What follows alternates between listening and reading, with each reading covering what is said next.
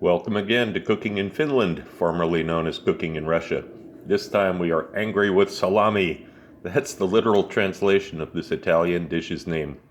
For those familiar with my previous cookbooks and videos, you'll know that I have an arrabbiata recipe that's vegetarian, but this is different. This is the one that was the very popular lunch menu item at Laava restaurant in Finland.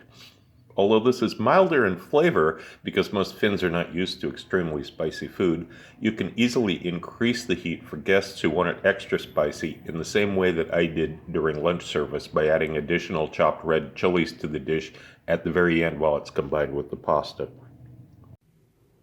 So I have 75 grams of red onion, 15 grams of garlic, and whole red chili. This is about 25 grams after I trim the stem off of it.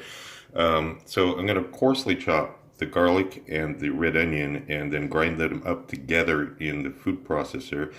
And then we're going to wait a little while and then the chili will go in. But it's important to leave some time in between these two for a chemical reaction to occur. This is what I mean. Coarsely chop them, and when you pull, okay, that's fine. It's not a paste, but it's pretty finely chopped. You can stir this around a little bit, let it sit for a good 5 or 10 minutes before we add the chili to it. I'll show you the kind of tomatoes I'm using. These are San Marzano. They're canned, but these are the best kind of tomatoes you can get for this. Okay, it's been about 10 minutes. I've got the chilies cut up coarsely. And then these get ground into the mixture too. But not too much, just like that. Fine. Now we can continue. So what we're going to do, I've got a sieve arranged over a bowl. Put these in. Press them down. You want to try to get as much of the juice out of these as you can. Then add about a third of the can with water, gets poured over them to rinse them some more.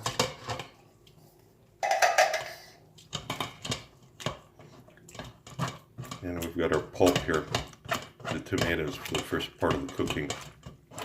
Now you can just leave this to sit for a little while, but you want to reserve all of this liquid. That's part of the recipe. Now the other thing you want to do is make sure you have your ingredients ready. I've got 45 grams of Italian smoked salami. It's not one of the real hard ones. It's fairly soft. And just cut it into quarters. Just line up the stack, cut it into quarters. That's all you need. It'll shred itself the rest of the way during the cooking process. About a teaspoon of dried marjoram. We'll trim the fresh herbs later, just before we use them. A couple of anchovies, again, good Italian brand. And now we're ready to cook. Okay, the first step is the pan. I just turned the heat on it. I'm going to put enough olive oil in the bottom to cover it. And you want to do this without the pan being super hot. You want it just as it's warming up to do this stage. Half a teaspoon of chili flakes. You can add a little bit more. If you want it really hot, you can add quite a bit more, but don't go crazy because the real heat has got to come from the fresh chili. This is mostly just to flavor the oil.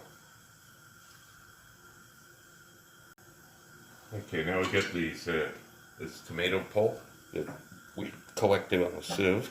That's going to go in.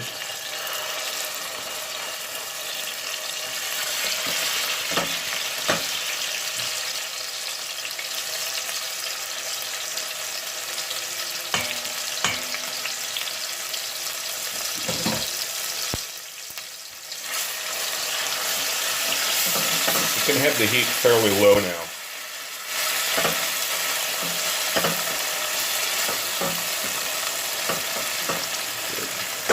As soon as it's broken up, I'm going to add half a teaspoon of salt to this.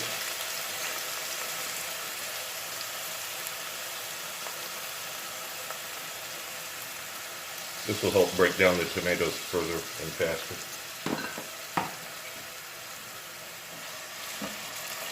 And this is going to cook for 5 or 6 minutes on a medium-low heat.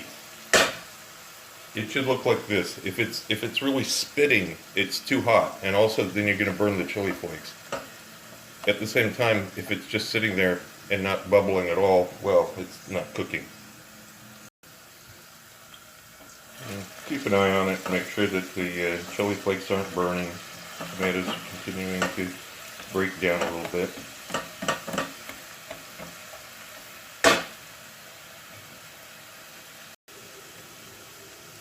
Okay, been about 5 or 6 minutes. Now we've got this onion, garlic, red onion, garlic, and chili mixture. It's going to go in.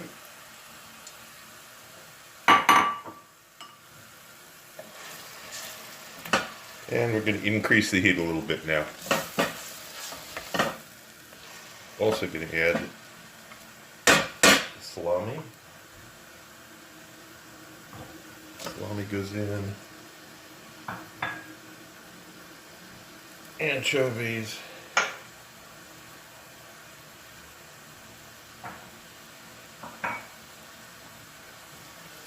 Good stir.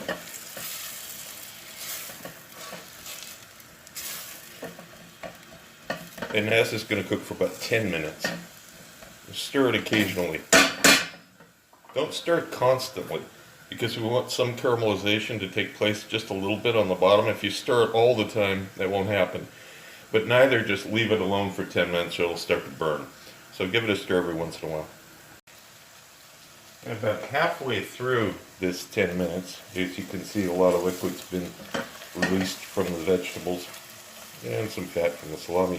Now I'm going to add that teaspoon of dry marjoram in and continue cooking for the other 5 minutes or so.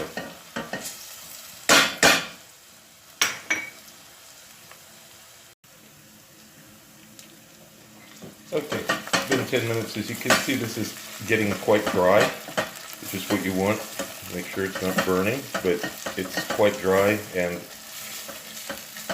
if you kept going too much further than this, it would start to burn. So now I'm going to add, remember, this leftover strained tomatoes. A little bit of water in there too, of course. Also, a tablespoon of red wine vinegar and half a teaspoon of black pepper, ground black pepper. And we're going to turn up the heat a little bit now and continue cooking this for about 10 more minutes.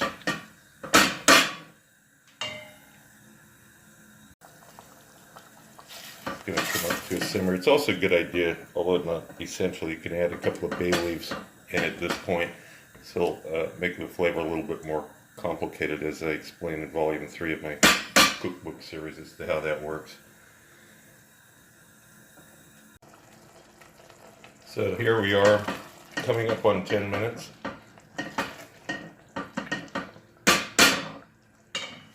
I'm going to add a tablespoon of chopped fresh parsley and 2 tablespoons of chopped fresh basil, and lower the heat down a little bit. Give it a stir, cook it for another 5 minutes.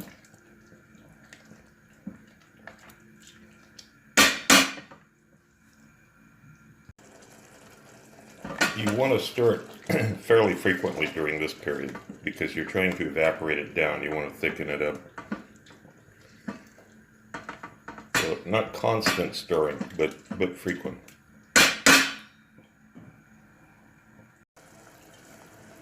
Okay, it's been about 5 minutes. You can see this has thickened up some. Now we're going to add about a tablespoon of dry red wine. I might be a little bit generous, that's okay. And we're going to stir it for another 5 or 6 minutes. Now the alcohol in this wine will extract flavor components from the tomatoes. Because a lot of times I get people asking me, can I leave the alcohol out? I don't drink alcohol. There's no more alcohol in this final dish than there is in a piece of ripe fruit. But the alcohol will pull flavors out of the tomatoes and make the sauce more robust and more complex. If you leave it out, you will never have that flavor.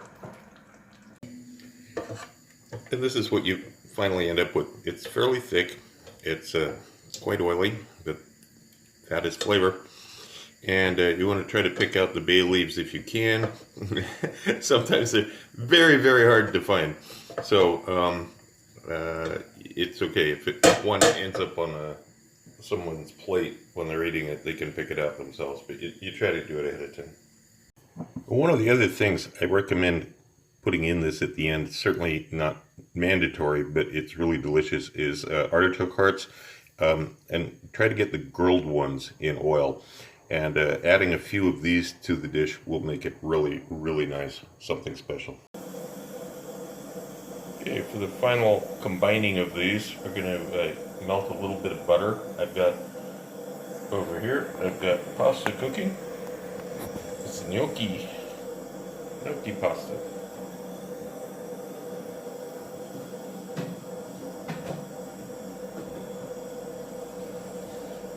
And it's cooked to al dente.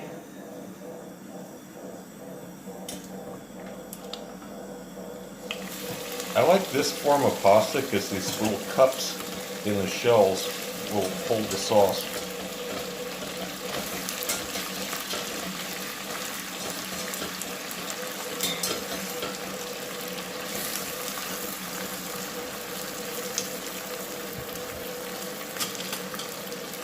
This is 120 grams of the pasta when it was weighed dried, and all the sauce.